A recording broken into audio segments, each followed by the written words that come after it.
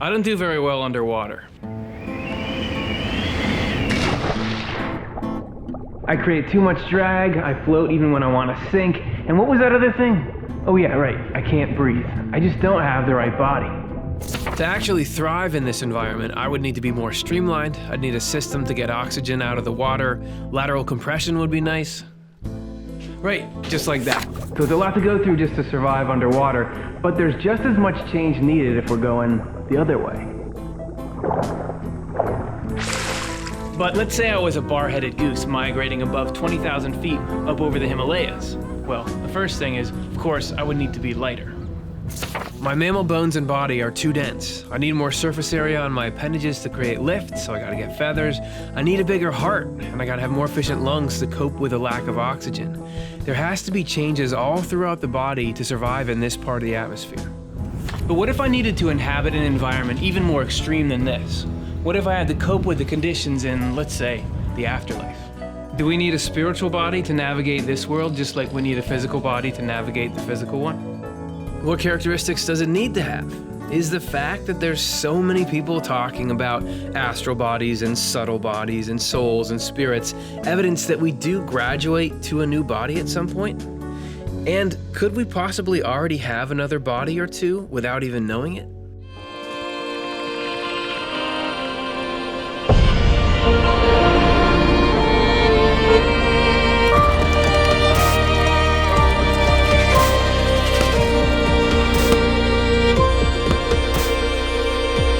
Hey everybody, welcome back to Swedenborgian Life. Today we're going to be talking about spiritual bodies and their arrangement and the significance for all of us. That should be pretty sweet. My name is Curtis Childs and I'll be your host, and with me is Dr. Jonathan Rose. Hey everybody. Thanks so much for hanging out. I don't know. So fun. Did you get a chance to catch the intro? I did. Was that dizzying? Yeah, well, it was terrible. But I did it for science and to learn this moral. The moral of the story is, if you're going to go live somewhere, you've got to have a lot of adaptation in order to handle that environment. But we here on this show will often talk about, hey, we're going to move all the way into the spiritual world after death. We're going to live there just fine. But we're never worried about how we're going to breathe. The mechanics, yeah. How do you walk around? How do you see? How does that work? Right. And I think people often solve this idea with the concept of spiritual bodies, that we have a body but then also a spirit. And the spirit will do fine in the afterlife. And in a lot of ways, people will say, like, the spirit is kind of the star of the show, right? Oh, yeah. I mean, Swedenborg would say the spirit is the real you. Not only your thoughts and feelings are you, but even the senses that you're having, what you hear and see, is your spirit sensing in your physical body. Yeah, it sounds really great, but could your spirit pick up this mug? Oh, I bet it could. Let me see. So we're obviously having a problem here. And this is the same problem that led Swedenborg to say, to accomplish anything, the soul must act through the body. Oh, I wasn't aware of that passage. Yeah, no, it's good. You should read Swedenborg. Yeah. It's really good stuff. Forget the spirit thing. Just grab the mug like you just grab a mug. What Swedenborg asserts here is that we're seeing the soul and the body working together. And the only reason that needs to happen is because this is a physical mug. Yeah, that's right. The spirit can't touch it. They're on two different levels. Yes, because they're not adapted to each other. That's exactly right. Yeah. The physical body is suited to this environment. So there's a multi-part arrangement going on, and that brings up all these questions. Like, first of all, what are how does this thing work? Why do we have that in the first place? Yeah, and do they change? Our physical bodies change over time. Do the other bodies change, or are they just static? How does that work? Are they as complex as this? And what are we? When I thought of myself as, I'm just Curtis. Now I'm in this room, now I'm in the next room. But if I have multiple bodies and layers going on, what are we? What are we exactly? Right. And we're not the first people to be pondering this, because throughout all kinds of cultures in history, people have been talking about not just multiple bodies, but layers of multiple bodies.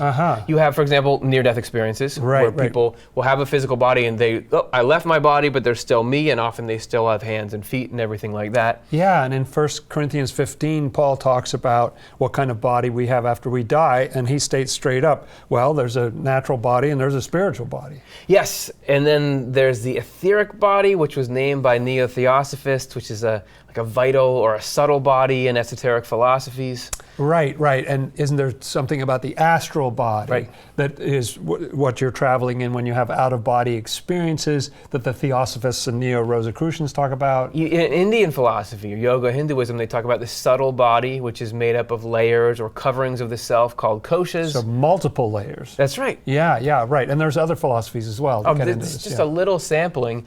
And so, would Swedenborg's material line up with this stuff, and how? He wasn't using those terms, but he does lay out an entire structure of bodies that we have. Yeah. So this graphic probably doesn't make it look super simple in the beginning, but he does talk about the basic duality of having a physical body. So that's the flesh all the way on the outside. We've got, there. they're Okay. right here, nobody's going to debate that. But then we've also got our spirit, which we saw a moment ago with you. But he talks about also ascending levels of heaven and needing to have a suitable vehicle for each of those levels as well, heavenly bodies, if you will.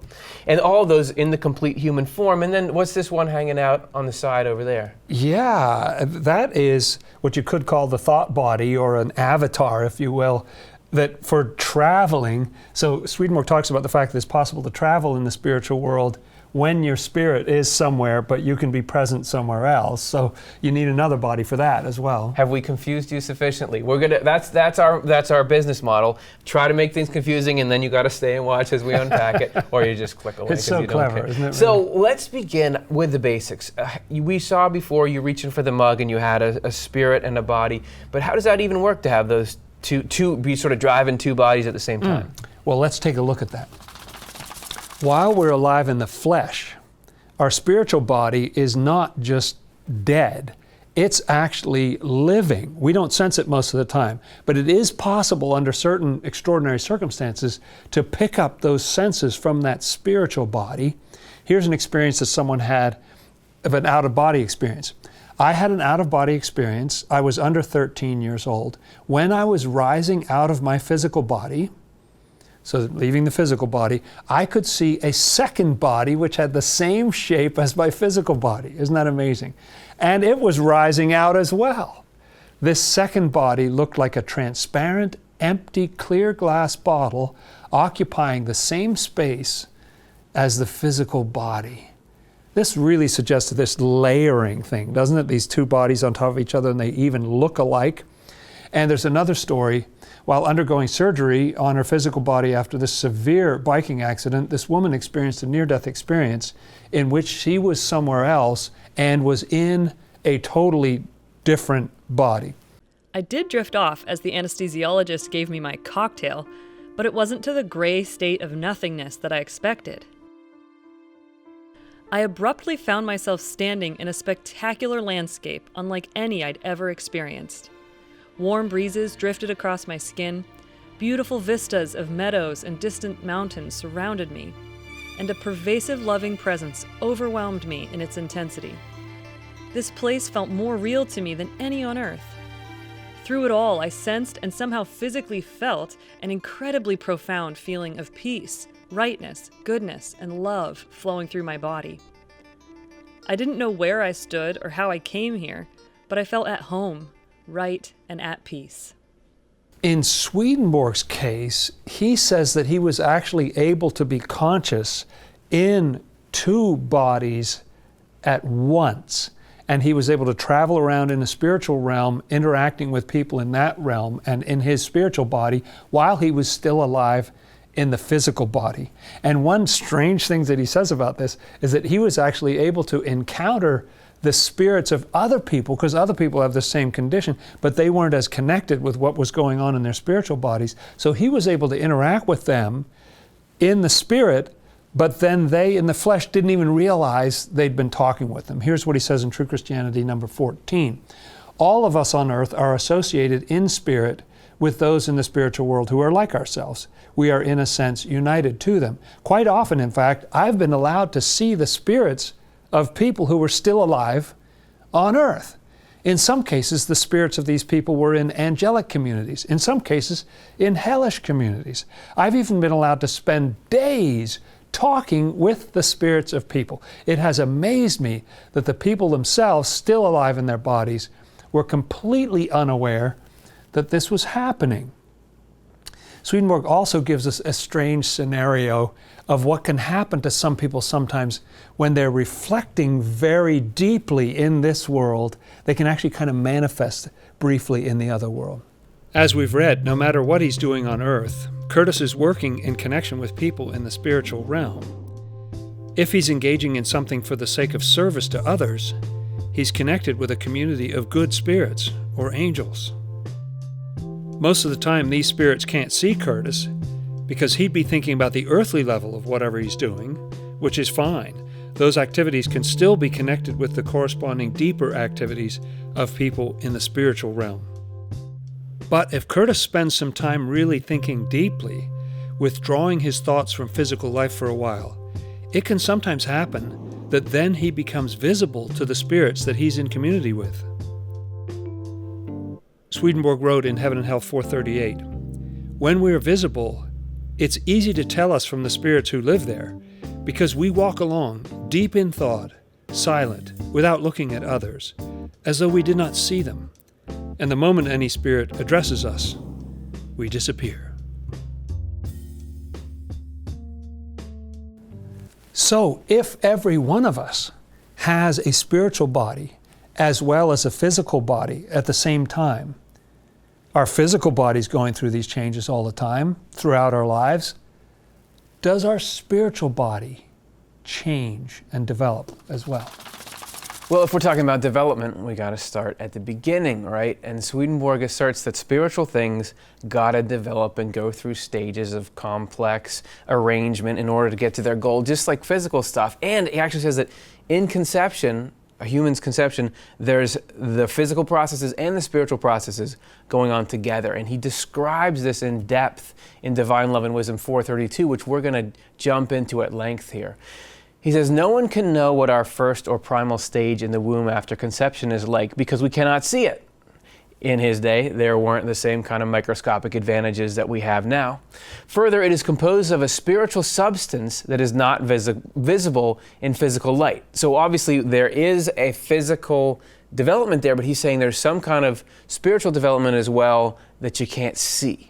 Some people in this world are inclined to focus their minds on our primal stage, the father's semen that is the agent of conception, and many of them have fallen into the error of thinking that we are complete humans from the very first, and then reach completeness simply by getting larger. For this reason, some angels to whom the Lord had revealed it showed me what this first or primal stage of ours is like with respect to its form. Since they had made this a matter of their wisdom, and since the delight of that wisdom was to share what they knew with others, they were given permission to present a representation of that initial form of ours to my own eyes in heaven's light. That's the angel mindset, is that I want to know a bunch of stuff because I love to let you know what's going on. So these angels are going to show Swedenborg how development goes down. It was like this. I saw what seemed to be a tiny image of a brain with a sort of face drawn faintly on its front, with no appendages. On its upper convex part, this primal form was a composite of closely connected little balls or spheres. Each sphere was made up of still smaller spheres, and each of these spheres still smaller. So these may be assemblages of cells. This meant that there were 3 levels. Something that looked like a face was outlined on the front concave part. The convex part was enveloped by a very thin, transparent meningeal membrane. The convex part, the miniature image of a brain, was also divided into what seemed to be 2 lobes, the way a full-scale brain is divided into 2 hemispheres.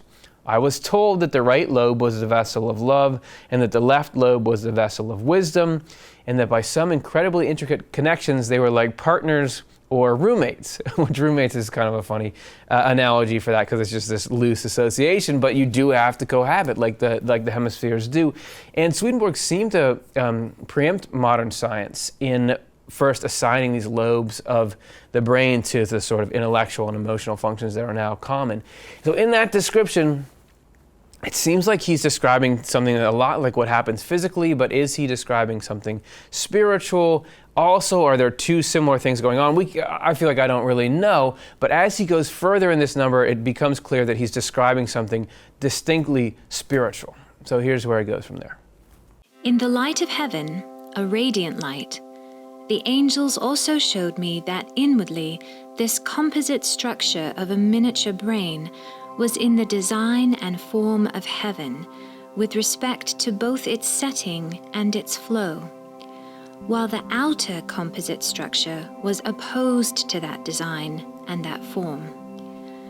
Once I had seen what they showed me, the angels said that the two inner levels, the ones that were in the design and form of heaven, were vessels of love and wisdom from the Lord, while the outer level, the one that was opposed to heaven's design and form, was a vessel of hellish love and madness. This is because we are born into all kinds of evil because of our hereditary imperfection, and these evils are located in our outermost natures. These flaws cannot be eliminated unless our higher levels are opened, the levels that are vessels of love and wisdom from the Lord.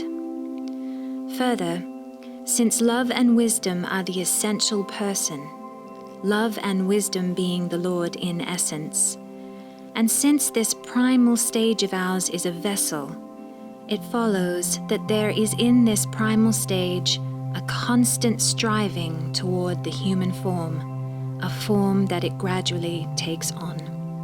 So as we see there, the spiritual and the physical begin together in this very intimate way, much like now we have the spirit and the body in this intimate relationship. So that starts all the way from the beginning. And our spiritual body, its distinction is that it directly relates to our state of mind, and it evolves as our mind and intentions evolve. So just as our physical body forms and grows during our earthly life, the spiritual body is forming because we're still thinking and feeling as we go through life, and our spiritual development determines the quality and development of our spiritual body. So that thing is still in this womb-like state. Swedenborg writes, in the process of regeneration, each of us is, as it were, newly conceived, formed, born, and brought up, and this to the end that we may become a likeness of the Lord with respect to love, and an image of the Lord with respect to wisdom. And if only you will believe it, so you know when Swedenborg says that, something heavy is coming, we are in fact made new by that means. Not only are we each given a new will and a new understanding, but we are given a new body as well. The things that were there are not indeed entirely effaced, but only put aside so as not to appear. And the new things are, by the love and wisdom which are the Lord, formed in the regenerated person as in a womb. For such as we are in our will and in our understanding, such as we are also in each and all things. For each and all things in a person, from head to foot, are projections from them.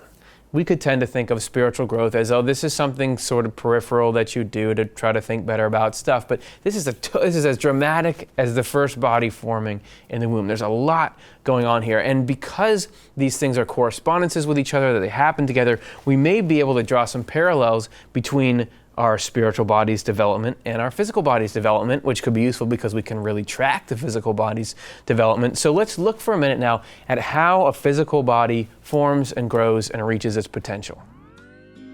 So if you want to think about the human genome, genetic code, as a kind of predictor of just what your body's potential might be, all these different chemicals linked together, and it lays a blueprint for what might happen. But all those things that are encoded don't necessarily happen. I see it as a big potential. Different factors really lead to the different genes being flipped off and on constantly. It happens minute to minute with really simple, kind of boring things, like if an individual cell needs more water right now, it can turn a gene on that'll let it make some proteins that go on the cell membrane and let more water come in. And that's happening constantly at a cell level. It also codes for the bigger things that we see, your height, your athletic ability, your eye color, whether or not you're going to get cancer maybe. So we would think of the genes being as always good things. There's also some kind of bad potential there. And lots of different factors drive when and whether or not these genes get themselves flipped on. Things like the environment. We definitely know more these days. There's a whole field called epigenetics that looks at how environmental factors can make your DNA level genome change. And then those changes can be passed on to the next generation, even if they haven't been exposed to those environmental factors. So that definitely has an impact. Diet, nutrition has a huge impact on what happens genetically. We know that there again, at real simple levels, you might be genetically programmed to have brown eyes. So you have genes that then let you make the enzymes that would let you make the color that makes your eyes brown. If you don't have the right dietary substances coming in, you can't make those compounds that then lead to the brown eye color. So that's a real simple example there. And we know there are nutrients that are critical at every single level. I might be genetically programmed to be a certain height and have a certain physical skill level. If I don't have the appropriate diet, I might never get there from that. And I like kind of seeing all that together as you might be genetically programmed to be some elite level athlete, some elite musician, but if you don't have proper nutrition, if you don't have proper environment, we first have to do simple physical activities. We have to sit up, we have to hold our head up, we have to crawl, walk, learn to run, so on, before we can even do those really big activities. And that then brings all of it together. You need that genetic makeup. You need the environment, the encouragement. Taking the things that he focused on there, you have physical DNA that the expression of those genes determines a lot of things that are going on with the body. What would the spiritual counterpart to that be? Swedenborg talks about spiritual heredity, that we have a natural inherited tendency towards certain things. The fact that we're each born with a unique potential to become the embodiment of a particular part of God's love and wisdom, or a desire of God, as Swedenborg puts it in some places. That could be sort of our spiritual genetic blueprint that we can live into the expression of. He talked about food, the importance of food. Obviously, you are what you eat. So what do you eat spiritually? Swedenborg says love and affection are the true substance that makes up our spirit. So you really think about what's your spiritual diet, and the thought that comes from those affections in the first place can be part of the appearance of the spiritual body. He talked briefly about movement, and you think here we've got our predispositions and we've got our potential, but the choices and actions that we take through that's forming our spirit. What do we do with our spiritual free will? What do we gravitate towards? That can help to form this spiritual body in us. And then once we have that spiritual body, we can continue to progress through levels in the afterlife. Wouldn't that be a cool thing to see? You want to see it right now? Okay, let's go. So I know what you're thinking, and yes, Swedenborg learned through his experiences in the spiritual world that our physical body in this world is the very beginning of our spirit. But that's not an arbitrary arrangement. It's the way that it needs to be. Our physical body serves an essential function for our spirit's development. So whatever condition it's in, it gives our spirit this outermost level and a container. And this physical level is enough to kickstart the eternal development of our spirit. But we all know at some point that we shed the physical layer, and then our spirit is free to live fully in the spiritual world. We know this, we call it dying. What we really are, so our own will, our own understanding, it continues to exist, and it still has the human form, because our spirit is intimately attached to every tiniest element of our body. So when we shed our physical bodies,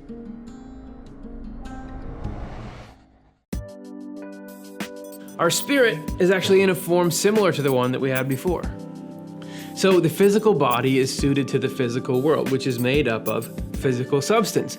But the spiritual body is suited to the spiritual world and made of, yep, you guessed it, spiritual substance. Now, raise your hand if you know what spiritual substance is.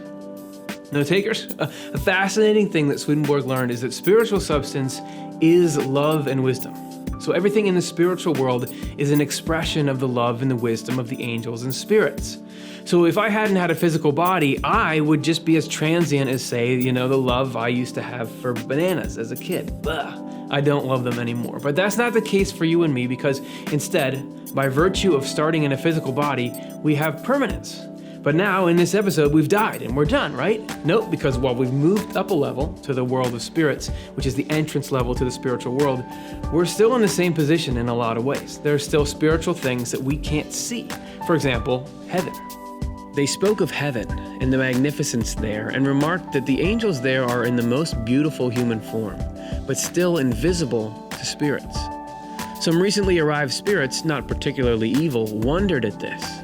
They fell into a state of quiescence as regards their body, for thus they can be transferred into heaven amongst the angels, because then the interiors are open so that they can be in the angelic state. They were thus quiescent for half an hour. After that, they relapsed into their corporeals wherein they were before, and into the recollection of what they had then seen. They said that they had been among the angels, or in heaven, and that they there beheld stupendous things. It's actually like an out-of-body experience in the spiritual world. Heaven isn't just one homogeneous zone. There are different levels to it, and those levels are so distinct from each other that they're each called a heaven on their own. So here we are right now in the world of spirits, but then there's the earthly heaven, then the spiritual heaven, and the heavenly or celestial heaven. And every level needs its own body that's suited to its environment, that corresponds to the quality of love and wisdom on that level. So there's a layer of our spiritual body for each level of heaven. So what are those other layers like? Let's check it out.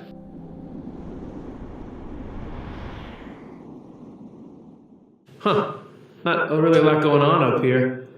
Oof, I'm actually starting to feel a little bit woozy. Get ready, breathe. Okay, I'm done. I want out of here.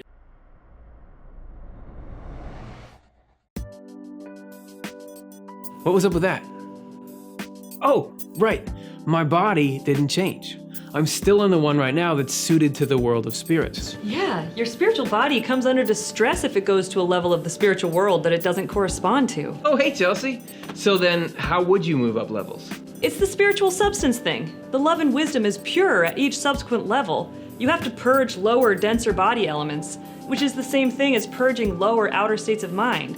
What is evil and false actually gravitates downward, spiritually speaking, and the outcome of this purging is spiritual lightness, so then you can be raised into heaven.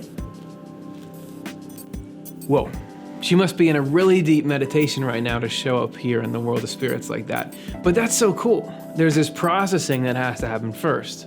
But once you're ready for the next level, what's the actual transition like? Well, it's kind of like dying again. Without shedding outward elements, no one is able to be admitted into what is very inward. Therefore, man must die on earth, which is a dying of the body, then die again in the other life, when the attached nature element must be abolished. Okay, let's try it.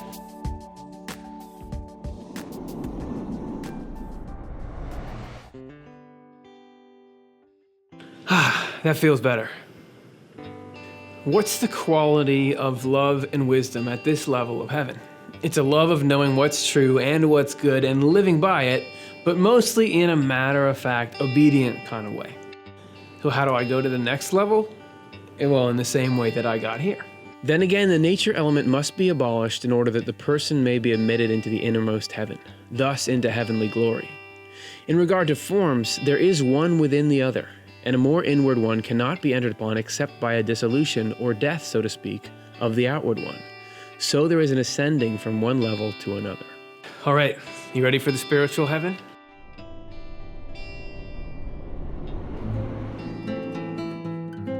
So as we're ascending these levels, the quality of the love and wisdom is changing, which means that it's also a shift in our thoughts and feelings, and it continues to be in a more and more perfect human form. Here in the spiritual heaven, it's no longer just a simple obedience to what you know is good and true. There is a love for understanding truth and understanding what goodness really means. What about the third deepest level of heaven? So let's shed this layer and find out.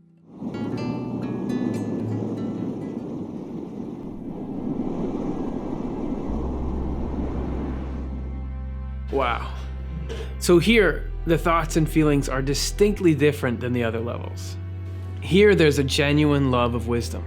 And that just means a love of living according to the truths and the goodness that we know and understand. This is actually the purest level of spiritual substance. And the angels that live at this level are so fully open to the Lord's love and wisdom that they have a full perception of God's presence in them, giving them life as they live. And the joy and peace that they experience as a result of this, Swedenborg said, was totally beyond his ability to put into words. So it sounds pretty good, right? But it's not just something for the angels. All these levels are available to us. Their potential is written into the fabric of our souls from conception. And as we show up in our spiritual lives, we can trust that the Lord is carefully leading us in the processes we need to go through to be able to open our spirit at these higher levels, even while we're in this world.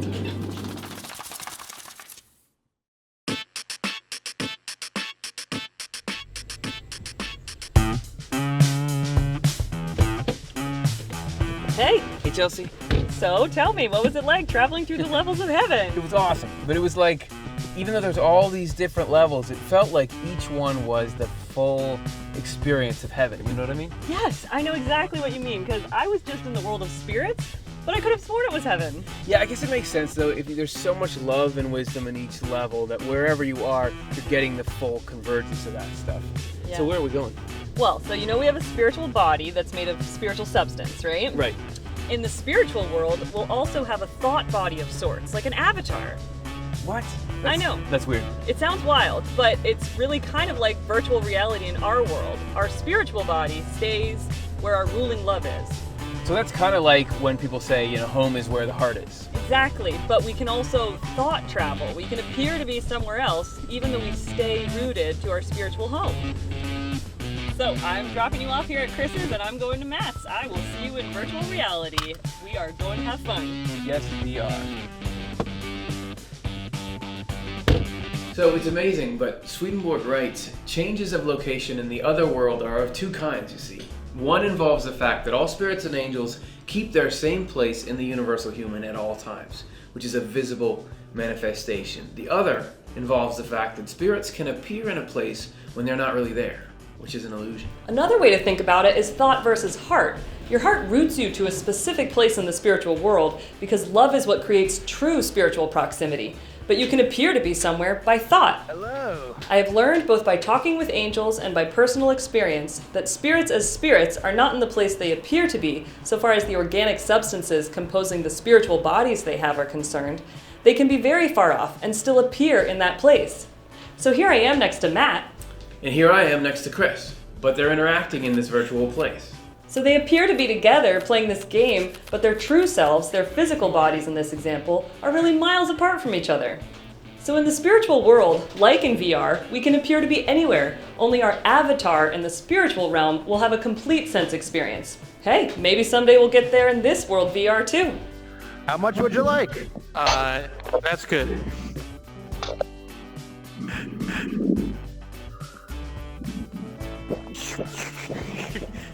But in order for our spiritual body to actually move into a new spiritual environment, we have to have a genuine change of heart. All souls and spirits whatsoever, from the beginning of creation, appear in their own position at all times and never change place except when conditions inside them change. As conditions inside them change, their relative location and distance alter too. Hello. Guess who I'm drawing? Sally?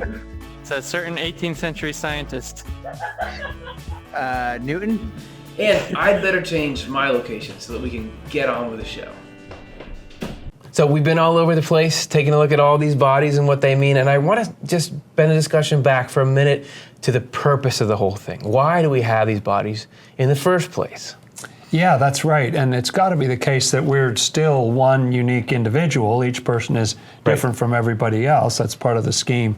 But each of us has the potential to develop into deeper and better versions of ourselves, shedding layers that no longer serve us. So there's a developmental aspect to all this. Yep, and you can't, as the layers do serve you though, you can't skip over any of them, even the lowly physical body. We've got to take care of it. It's an important part of the process. So Swedenborg writes, we have every obligation to take care of our body, making sure it is nourished, clothed, and indulged with worldly pleasures. And that's an interesting point because some religions would have you think you're not supposed to indulge the body, you know. You're not supposed to enjoy anything. Yeah. But he says that's part of caring for it. Yeah. The whole point, though, is the soul, not the body.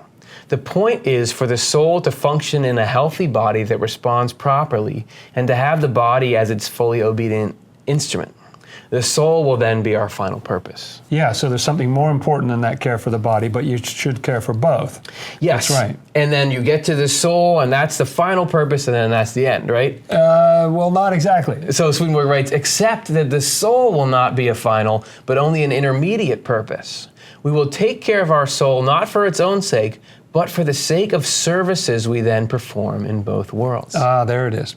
It's not the vehicle, it's what the vehicle can do. And when being useful is our goal, the Lord is our goal. That's nice. Because he disposes us to be useful and oversees the useful activity itself.